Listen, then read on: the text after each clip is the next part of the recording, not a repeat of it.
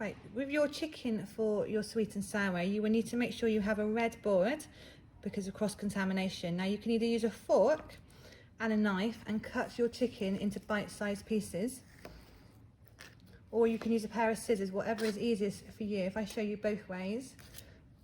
Now you don't have to use a fork, but sometimes a fork helps to hold the chicken in place, and I know a lot of you don't like handling raw meat, or you might find it easier to use a pair of scissors to cut the chicken into bite-sized pieces. Make sure once you've finished cutting the chicken there, you wash your hands, and once you've placed your chicken into your pan, you then remove your chopping board out of the way so we don't contaminate anything else. Okay, it's up to you what vegetables you choose to put in your sweet and sour. I'm going to start off with pepper in mine. Again, you could choose any colour pepper. You're going to cut down through the centre, and then you need to remove the inner part of the pepper. So the best thing to do is take your knife, follow the edge of the pepper all around, let the knife do the work for you. So just guide it all around, all the way through. Watch your fingers as you go round. Remove the core and place it onto a plate. The best thing to do when you're cooking is to have a plate by the side of you, so you can put all your remains of your vegetables there and keep your worktop nice and clean. Just make sure you've got all those centre parts out. And when you come to cut a pepper, don't cut a pepper on the outside because this is waxy and your knife will slip. So make sure you have your pepper this way round. Now you could cut your pepper into slices, or you could cut your pepper into little cubes, like dice-sized pieces. It's really up to you. Just watch your fingers, make sure you keep them back in the claw grip because we don't want to have any accidents with a knife. Right, with the courgette, you need to remove the top of the courgette and the bottom of the courgette. And then it's up to you how you slice it. You can slice it into rounds, or you can be a little bit more fancy if you want, and you can angle your knife different ways along and create different cuts with your courgette. Okay, it's really up to you how big you want your pieces of courgette to be in your sweet and sour. Okay, with your mushrooms, again, it's up to you how you want to cut them. You can slice them like so, or you can cut them into individual pieces. Now with the onion, you remember when I tell you with the onion, you have got two ends to the onion. You have got the hairy bottom, okay, which is the root, and that's the bit we want to keep on to be able to keep our onion together when we're slicing. So hand is a bridge hole, cut down through the onion. This one's really tough.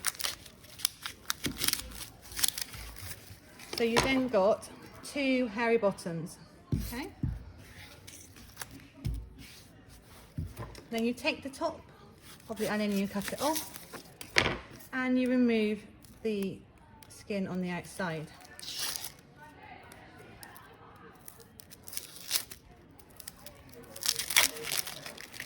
Okay, what you then need to do is you then need to cut down towards the hairy bottom, keeping your fingers as a bridge hold all the way down, and then turn your knife the other way, keep it pinched together and cut through, so you end up with small dice pieces of onion.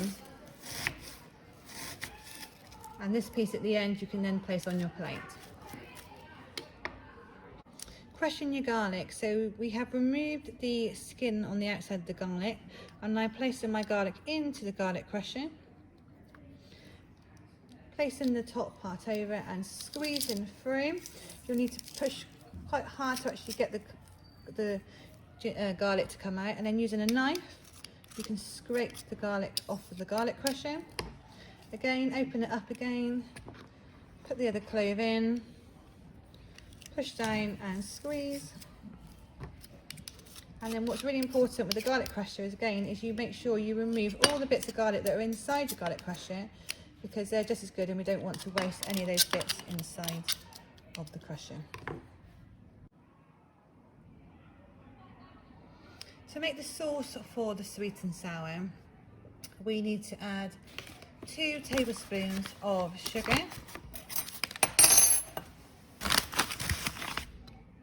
so I'm putting this into a bowl, and we're going to add all the dry ingredients first of all. So I've got 2 tablespoons of sugar, I'm then going to add 1 tablespoon of corn flour, and corn flour is what's going to thicken our sauce. I'm going to add some salt and pepper.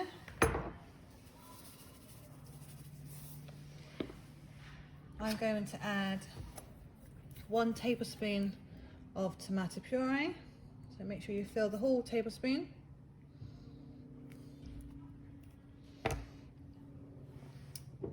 Followed by 2 tablespoons of vinegar. So if you think to yourself, we're adding the sweet and the sour. So the sugar is our sweet. This is going to be our sour aspects. The tomato puree adds flavour and colour to the dish. So that's our vinegar. We're going to add soy sauce, which is going to help with the sour aspects of the dish.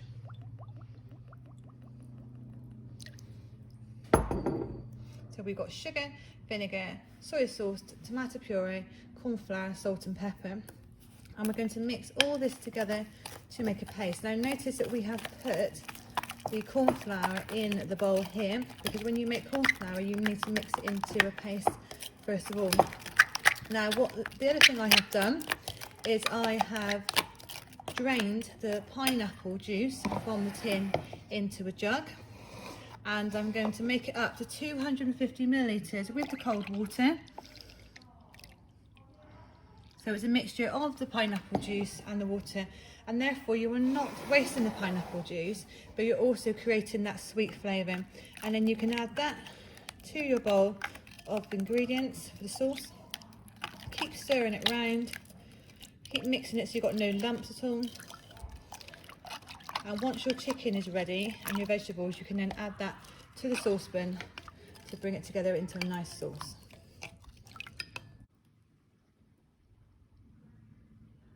In the pan I have got the raw chicken, the garlic and the onions and a little bit of oil.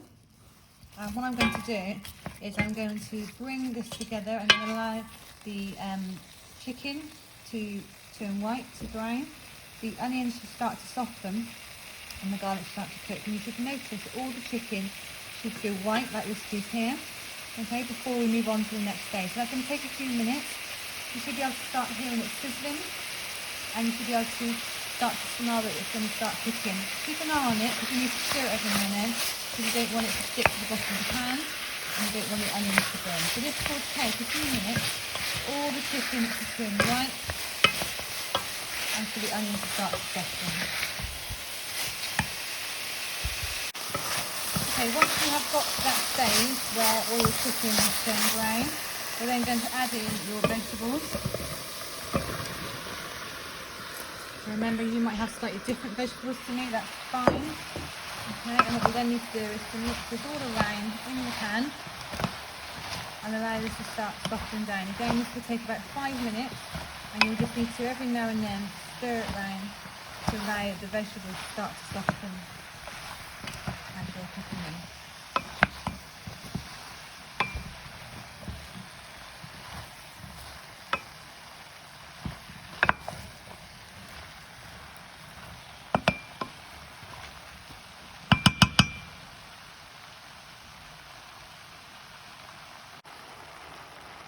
Once your chicken has browned and your vegetables are softened, this will take about 5 to 10 minutes.